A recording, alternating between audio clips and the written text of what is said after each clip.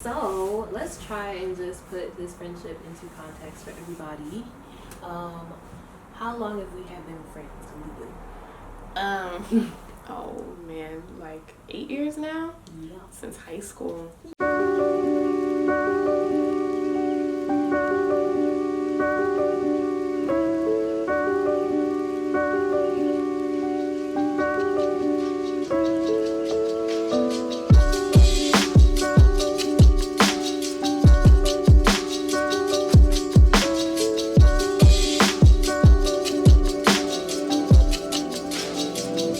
Yeah, raising the Tobagos, we growing like fresh tomatoes.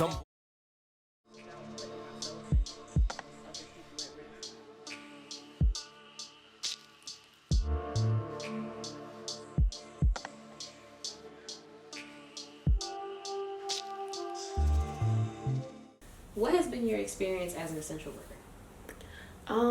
I haven't really felt as essential as people keep, calling us.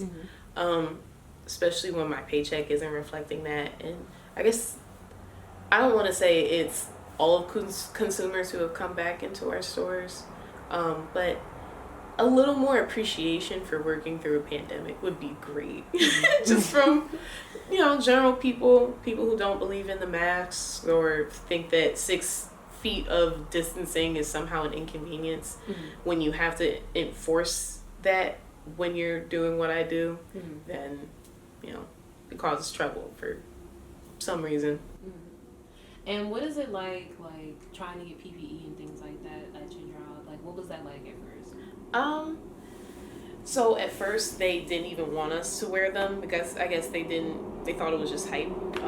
And then we finally got some maybe like a month in with new hand sanitizer, which we ran out of. We had to refill it with like Rumpelmans, so I don't know how effective that was. We got a mask, and then, having that for like 2 months and washing it, I asked for another one because we could only wear the issued ones or same colored, no designs. And it was like pulling teeth. So I can't say it's been great. I do appreciate their attempt at the beginning, I guess.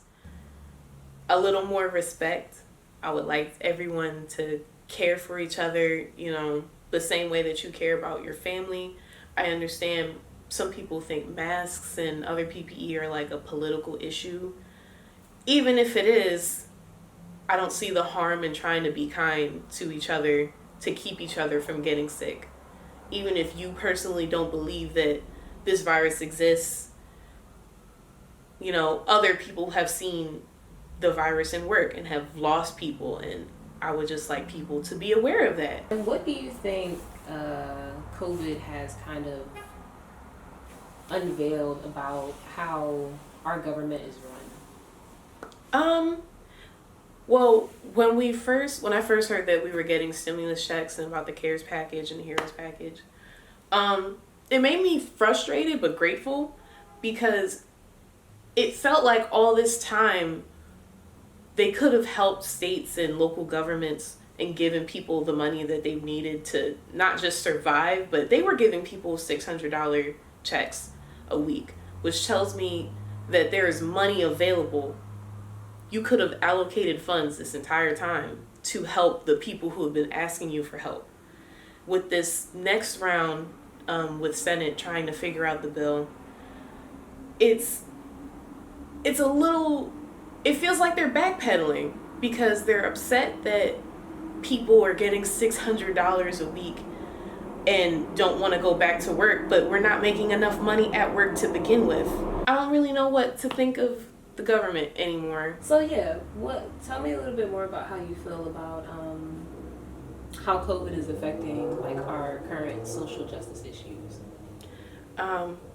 So originally when the protests and What's up? So I was worried originally that the protests were going to become a scapegoat for, just people who generally don't have nice things to say about people of color. Because they could say, oh, well, look how many cases we're getting. It's because everybody was out there protesting, blah, blah, blah, blah, blah. And then we coincidentally had a spike in cases right around that time. But mind you, COVID takes about 2 weeks to, well, for some people it takes about 2 weeks to really be showing symptoms for people to even know that they have it. And I knew in my heart of hearts that the protests weren't causing spikes, but it was really people just going around purposely trying to get and give each other coronavirus at these little parties and at the beach and things. And I feel like as a country, we don't really take accountability for the dumb things that we do until it affects us personally. And lately, that I feel like that's just all I see. It's either protests, someone else just got beat up by a cop, or I don't want to wear my mask because that's my God-given right. I don't know. So I'm going to reread this Malcolm X quote to you. You just give me your thoughts on it. The most disrespected person in America is the black woman. The most unprotected person in America is the black woman. And the most neglected person in America is the black woman. How does that quote make you feel? Sad. First off, just I don't like when history repeats itself. I'm seeing it a lot more. I don't like when things that were said in the 50s, 60s, 70s are still applying to 2020. This not the best year. It's a great way to start off the decade with a quote that's got to be from like the 1960s, talking about how we still get treated. Mm-hmm. And I don't want to call my entire existence a victimhood.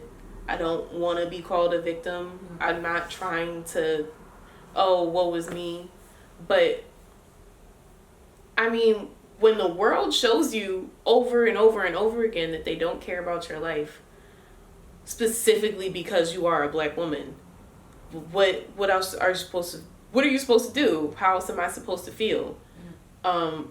When I don't like to bring up Breonna Taylor after bringing up any other person who's died because of police brutality who happens to be a man, because I don't want to deflect that conversation. But the outrage is never the same when a black woman is hurt. Never. It just isn't. We'll get like a mural or two, maybe a senator will say something, but it's never absolute outrage. In a perfect world, how do you think things should go? I think everybody should be able to stay home while this rages outside and then dies out because of weather or no one's outside to catch it. And it's very idealistic. It would be nice if we didn't have to worry about rent and mortgages and bills while we're all worrying about a pandemic. Again, completely unrealistic, but that's definitely what I would have loved to see.